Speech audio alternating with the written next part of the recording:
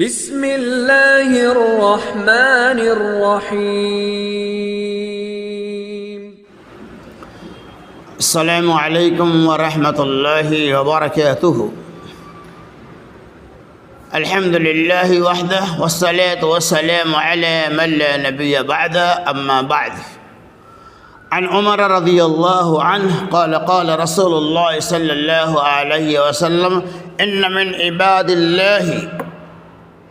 لأناسا ما هم بأنبياء ولا شهداء يغبطهم الأنبياء والشهداء يوم القيامة بمكانهم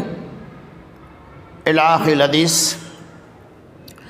حضرت عمر بن خطاب رضی اللہ تعالیٰ عنہ کہتے ہیں رسول اللہ صلی اللہ علیہ وسلم نے ارشاد فرمایا ان من عباد اللہ، لوگوں میں کچھ ایسے بھی لوگ ہوں گے جو نہ تو انبیاء کی جماعت میں سے ہوں گے اور نہ ہی شہداء کی جماعت میں سے ہوں گے۔ یغبطہم الانبیاء والشہداء یوم القیامہ، قیامت کے دن شہداء کرام انبیاء علیہ السلام کی جماعت ایسے لوگوں کے اوپر رش کریں گے، یعنی ان کے عملوں کے اوپر رش کریں گے۔ لوگوں نے کہا کہ یا رسول اللہ صلی اللہ علیہ وسلم کس عمل کی بنیاد پر، یعنی ان کے عملوں پہ انبیاء اور شہداء علیہ السلام بھی رش کریں گے، اور وہ نہ تو انبیاء میں سے ہوں گے نہ تو شہداء میں سے ہوں گے، کون سا عمل ہے؟ اللہ کے نبی صلی اللہ علیہ وسلم نے جواب دیا کہ وہ لوگوں سے محبت، رشتہ داری یا مالداری یا لین دین کی بنیاد پر نہیں کرتے، یعنی کسی سے محبت کرتے ہیں وہ تو ان سے ان کا نہ تو پہلے سے کوئی رشتہ ہوتا ہے، نہ ان سے کوئی لین دین ہوتا ہے، نہ ان سے کوئی کاروبار ہوتا ہے، محض وہ اللہ تبارک و تعالیٰ کی رضا کے لیے اس سے محبت کرتا ہے۔ نبی صلی اللہ علیہ وسلم فرمایا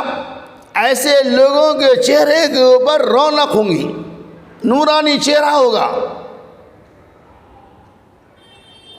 اور پھر آپ صلی اللہ علیہ وسلم فرمایا کہ جہاں بہت سارے لوگوں کے اوپر خوف و ہراس طاری ہوں گی، جہاں بہت سارے لوگ ڈرے ہوں گے، غم میں مبتلا ہوں گے،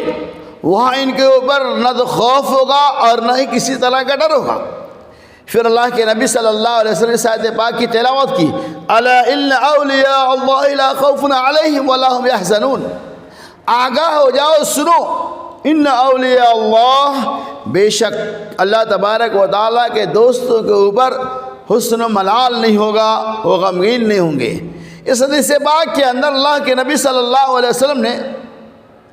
ہمیں یہ پیغام دیا کہ قیامت کے دن وہ جماعت ہوں گی، وہ لوگ ہوں گے جو دنیا کے اندر کسی سے محبت رشتہ داری کی بنیاد پر نہیں، رشتہ داروں سے محبت تو کرنی ہی ہے، پڑوسیوں سے محبت تو کرنی ہے، لیکن ایک خاص بات کی طرف اللہ کے نبی صلی اللہ علیہ وسلم اشارہ کر رہے ہیں کہ وہ ایسے لوگ ہوں گے جو رشتہ داری کی بنیاد پر نہیں، کاروبار کی بنیاد پر نہیں، دنیاوی تمتع اور دنیاوی غرض و غارت کی بنیاد پر نہیں، مال کی حرص و طمع کی بنیاد پر نہیں، کسی منصب کی بنیاد پر نہیں، بلکہ وہ اللہ تبارک و تعالیٰ کی رضا کے لیے ایسا کرتے ہوں گے۔ اللہ کے نام میں ایسے لوگوں کا مقام بہت ہی زیادہ اونچا اور بلند ہوگا۔ تو یہ حدیث ہمیں بتلا رہی ہے کہ ہم اللہ کے بندوں سے اللہ کی رضا کے لیے محبت کریں، چونکہ اللہ کی رضا کے لیے محبت کرتے تو یہ رحمت ہے، اور جب اللہ کی رحمتیں عام ہوں گی تو معاشرے اور سماج کے اندر انسانیت قائم ہوگا، معاشرے کے اندر اختلاف انتشارات ختم ہوں گے۔ اس لیے اللہ کے نبی صلی اللہ علیہ وسلم یہ وہ بندہ ہے جو اللہ کے لیے محبت کرتا ہے، اللہ تبارک و تعالیٰ ہی ان کو صلہ اور ان کو اجر دینے والا ہے۔ لہذا میں اللہ سے دعا کرتا ہوں اللہ تبارک و تعالیٰ ہمیں بھی، آپ کو بھی، تمام مسلمانوں کو محض صرف اور صرف اللہ تبارک و تعالیٰ کی ہی رضا کے لیے ہمیں دوسروں سے محبت رکھنے، محبت کرنے کی توفیق عطا فرمائے، اور ہماری محبت کو ہر طرح کے حرص و طمع سے بھی بچائے۔ آمین۔ وآخر دعوانا ان الحمد للہ رب العالمین۔